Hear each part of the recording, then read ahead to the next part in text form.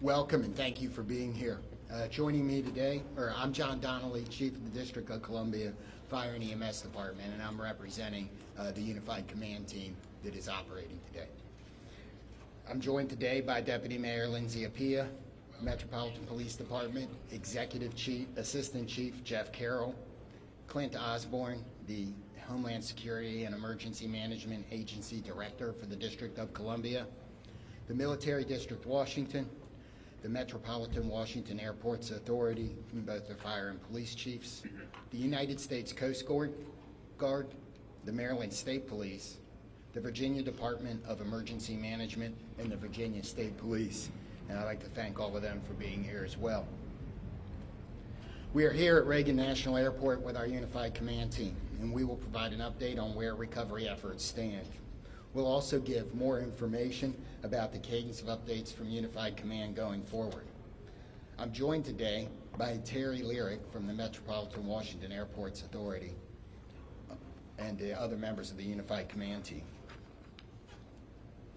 As we continue to learn more about the victims, we are sharing our prayers and condolences with the families of the loved ones and those who were lost in this tragedy. And I want to thank again our response teams for their heroic efforts over the past 30 or so hours, including the team on this site, as well as the teams that are supporting the families. This is heartbreaking work. The National Transportation Safety Board is leading the investigation into what happened, and they will be providing updates later this afternoon. We will not be talking about the investigation in this conference. So Terry Lyric from the Metropolitan Washington Airports Authority will now provide an update on airport operations, and then I will update you on the activities since our last briefing and the activities over the next operational period. Thank you, Chief. Again, my name is Terry Lyric. I'm the Vice President Airport Manager of Reagan National Airport. I just kind of wanted to give an update on where we stand. As we know, the airport is open and operating. We are in a reduced capacity and a reduced arrival rate due to the proximity of the recovery site. We do have 2 of our 3 runways that are closed. So as always, we do want to encourage passengers to reach out to their airlines for any potential flight delays. Typically a full schedule here at National Airport would encompass about 800 flights a day using those 3 runways. We've had several, obviously, cancellations yesterday. Airlines are resuming as much as possible normal operations. I think we have about 100 flights or so canceled today. I do want to just recognize a lot of the airport teams who work behind the scenes, and we are here to support and coordinate with the ongoing recovery efforts, as well as working with NTSB in their investigation. With that, I'll just turn over my remarks to the next speaker. Thank you.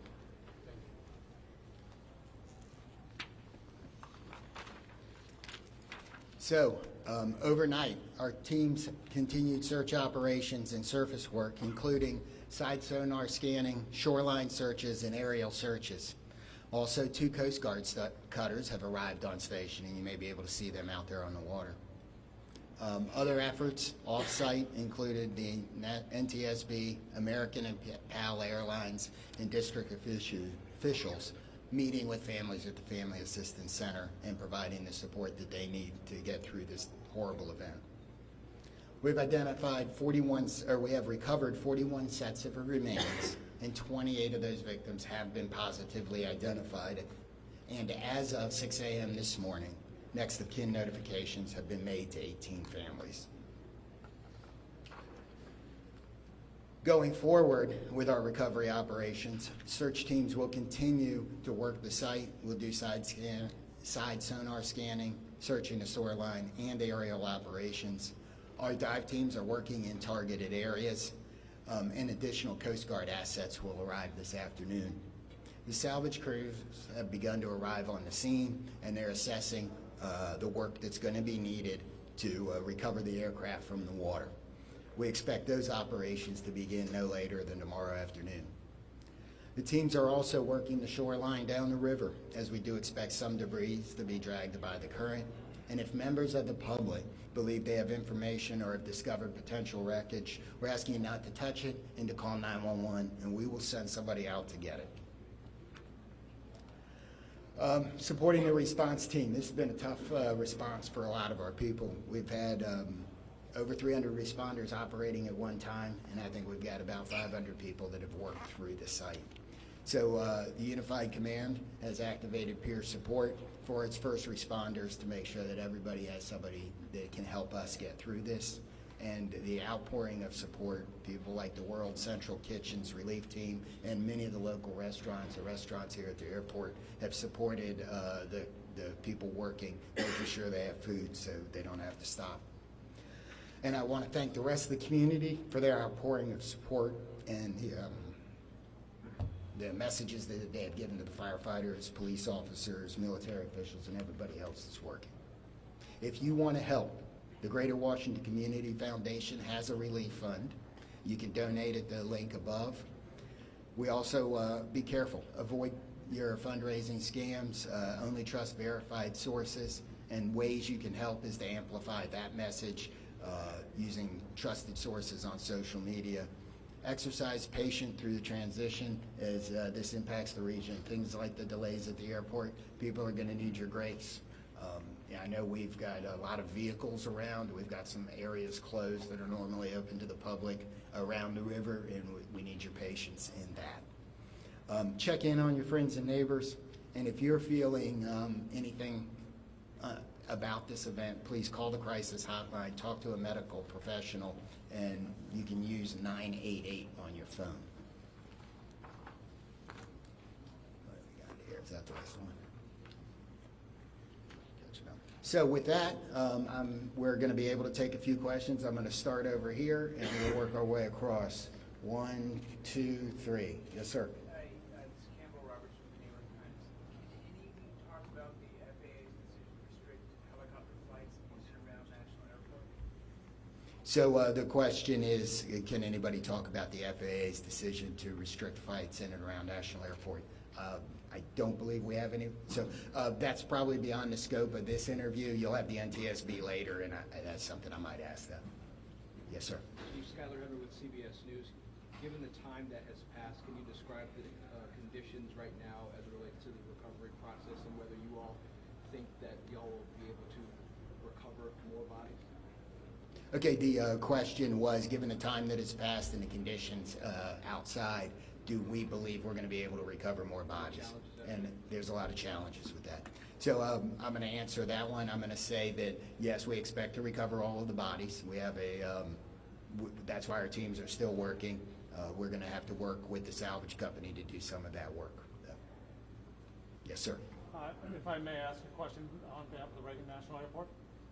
This is Alex Gabriello with News Nation. A lot of questions now circulating about the crowded airspace surrounding this airport. Also reports about other close calls, including 24 hours before the fatal accident. We've seen the FAA take the position of restricting the airspace, specifically Route 1 and 4 for choppers in this area.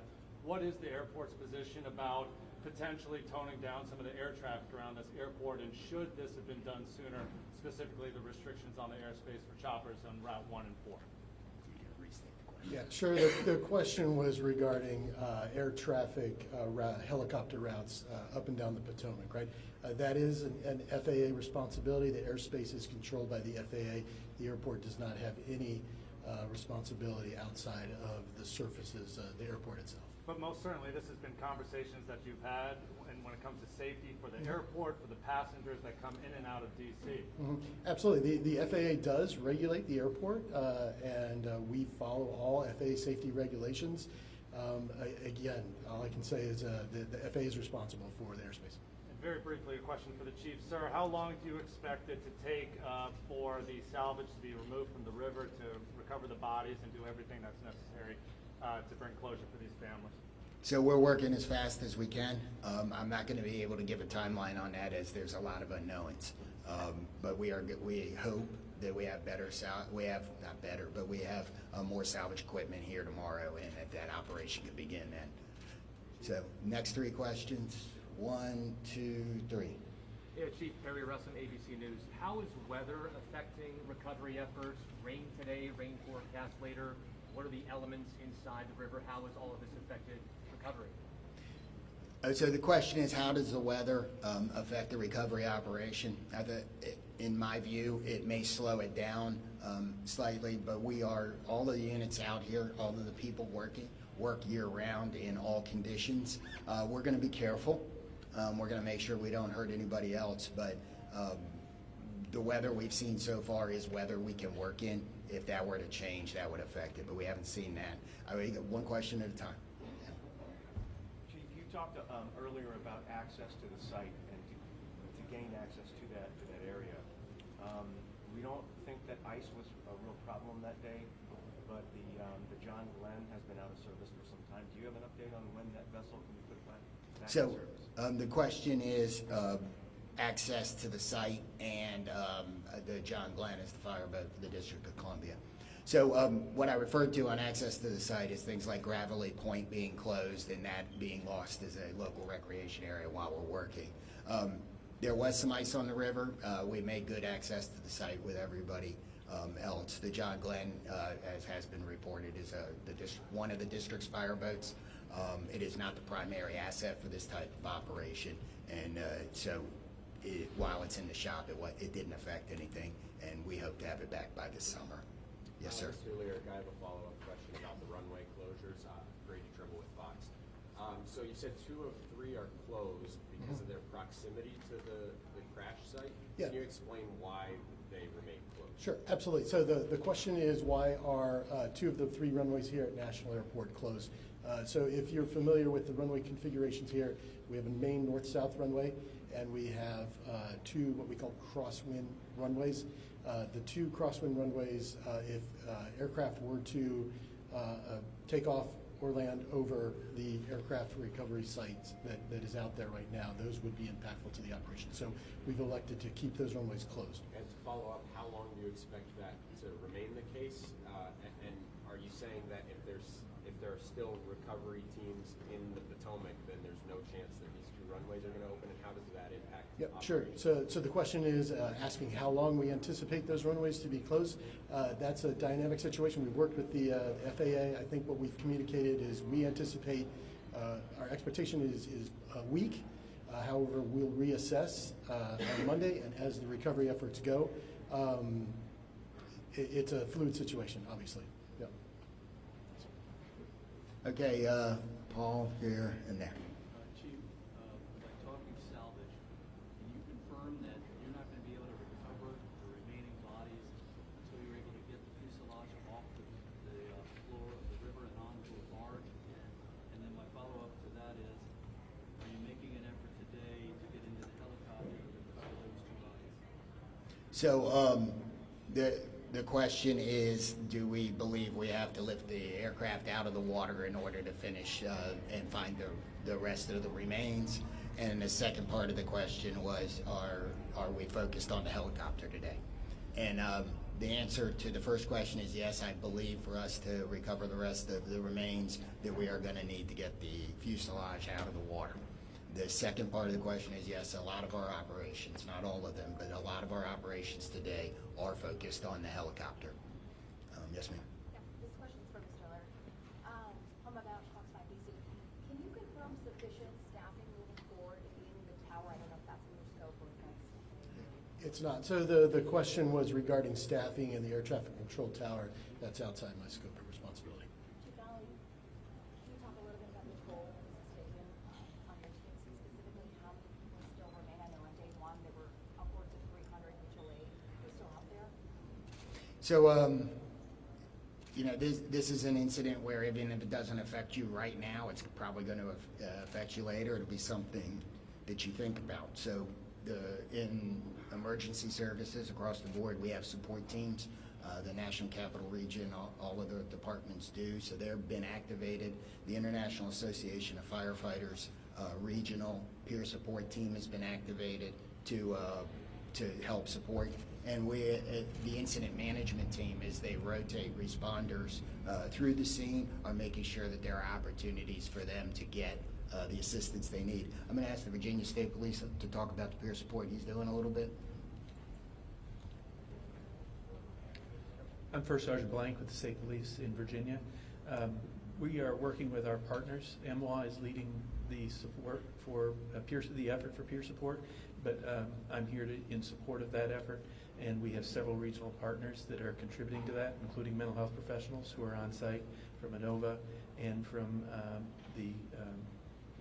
a nonprofit in the area that are providing support. The Virginia Law Enforcement Assistance Program is also planning to send support, and all of the most of the public safety agencies in the region are providing personnel to assist with that effort.